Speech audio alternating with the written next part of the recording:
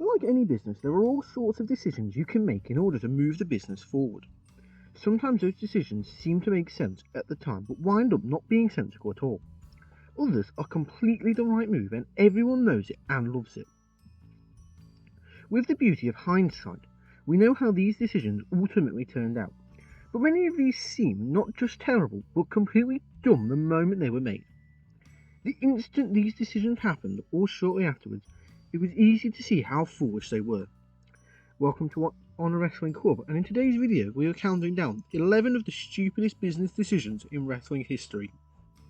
However, before we crack on with the list, I'd first just like to thank you for choosing to spend a bit of your day with us and watching this video. And I'd like to, if you're new here, ask you to click the subscribe button and the notification bell to make sure you never miss out any of our fun content we have here at Honor Wrestling Club. And before we crack on with the list, I'd just like to welcome you to the club.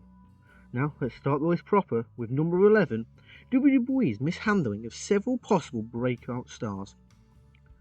Over the years, there has been a prevailing theory that if Vince didn't create it, he won't push it, but that was usually directed towards the competition. But then, in 2013, the call-ups from NXT started to happen, from names like Finn Balor to Rusev to, of course, Bray Wyatt. It seemed that if you were on top in NXT, you got humbled and humiliated right around the time they got really close to getting over. Sometimes they were already over and still didn't get pushed. Some might claim that's some sort of test, but if the machine isn't behind you while the crowds clearly love you, then someone rigged the Kobayashi Maru. In at number 10, we have WCW hiring Vince Russo.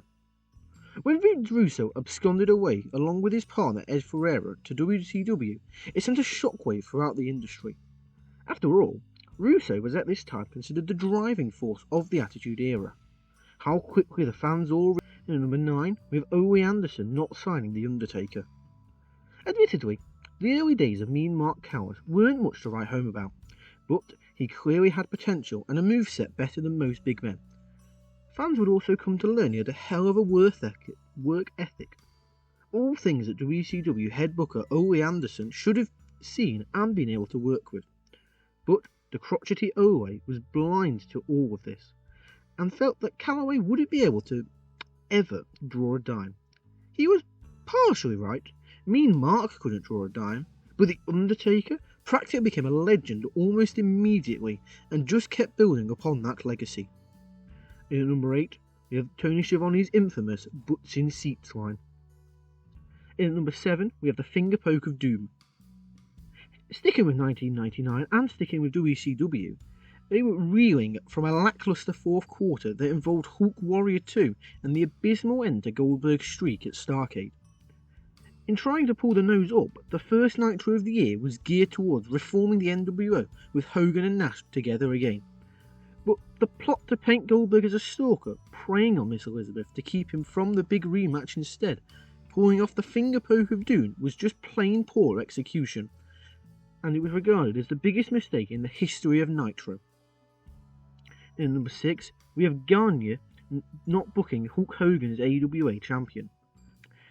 Whether or not Hulkamania would have ripped through Minnesota and put the AWA on the global map is debatable. However, Vern Gagne's short-sightedness to push Hogan through the roof is primarily what caused Hogan to call WWE and jump ship.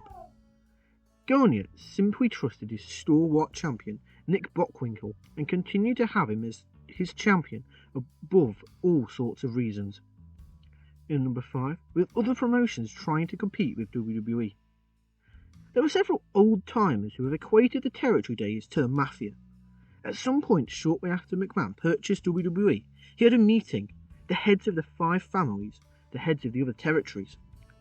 He had essentially told them all his plans to go national, and it behooved them all to work with WWE and share the wealth.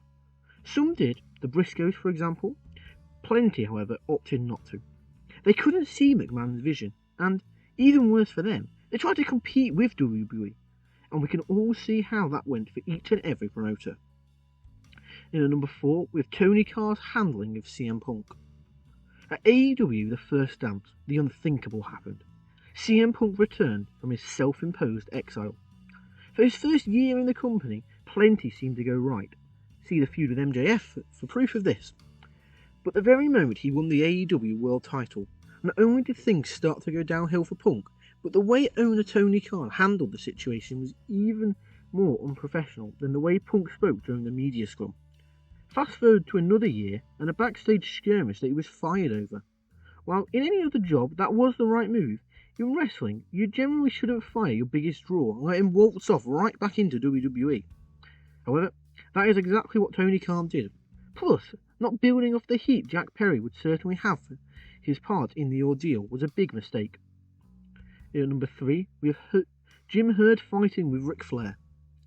Speaking of letting your top guy go and head straight to your competition, submitted for your approval. The saga of a former pizza restaurant manager who consistently fought with Ric Flair. Flair wasn't just the tippity-top guy for WCW. He was one of the tippity-top guys in the entire industry, second behind only Hulk Hogan. He was already well on his way to GOAT status, if not there already. But for whatever reason, Jim Herd wanted to update Flair's already iconic look, which Nate vetoed vehemently, and walked out of the company with the title no less, straight up north. And at number 2, we have AEW mishandling Cody's booking.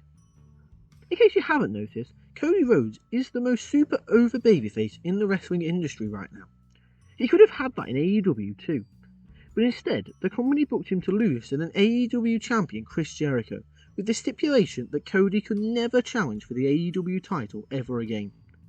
What are the fans watching him for if he can't ascend to the mountaintop? Getting placed in cruddy angles with the likes of Anthony Ogogo didn't help him either. As evidenced by his WWE run, the fans love Cody and want to cheer him on. They just weren't allowed to in AEW. And number 1, we have Crockett tries to go national. When the WWE went national to expand from sea to shining sea and beyond, there were very few other territories, if any, that could attempt the same feat. Jim Crockett Promotions was the only one that in theory could have competed.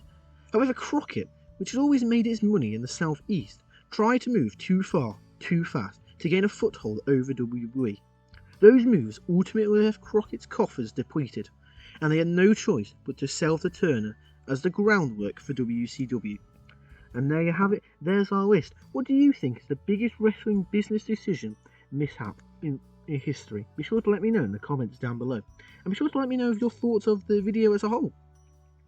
And if you've enjoyed this video, be sure to give it a thumbs up, click the subscribe button and the notification bell to make sure you never miss out any of our fun content. And be sure to share this video around with your friends.